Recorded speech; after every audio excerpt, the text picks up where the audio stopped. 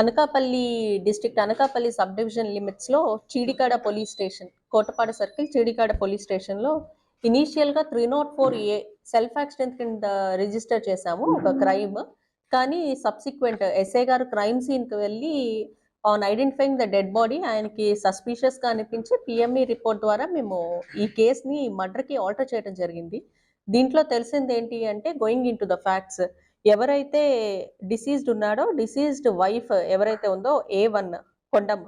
ఆమె అండ్ ఆమె ఈ తెనాలికి ఈ కూలి పనులకు వెళ్ళినప్పుడు A2 ఎవరైతే ఉన్నాడో అతనితో పరిచయం ఏర్పడింది. ఆ పరిచయం ఒక ఇల్లిసిట్ రిలేషన్ కింద కన్వర్ట్ అయ్యి సబ్సిక్వెంట్‌గా వీళ్ళిద్దరూ ప్లాన్ చేసి ఈ హస్బెండ్‌ని చంపటానికనేసి అనుకున్నారు. దీంట్లో భాగంగానే ఎవరైతే A2 ఉన్నాడో A3ని తీసుకొని, శివకుమార్‌ని తీసుకొని ఈ చీడికాడ పోలీస్ స్టేషన్ లిమిట్స్‌కి వచ్చి భోగి రోజున ఈవిడతో కలిసి వెళ్ళి, ఈ డిసీజ్డ్ ఎవరైతే ఉన్నారో అతన్ని ఈ తల తీసుకెళ్ళి తాడి చెట్టుకి కొట్టి, తాడుతో మెడ బిగించి చంపటం జరిగింది. తద్వారా అతను చనిపోయాడు. సబ్సిక్వెంట్‌గా వీళ్ళిద్దరూ తెనాలి వెళ్ళిపోయారు. ఈ లేడీ ఇంటికొచ్చేసి ఈ హస్బెండ్ కనిపించట్లేదు అని చెప్పి మనకి చెప్పడం జరిగింది.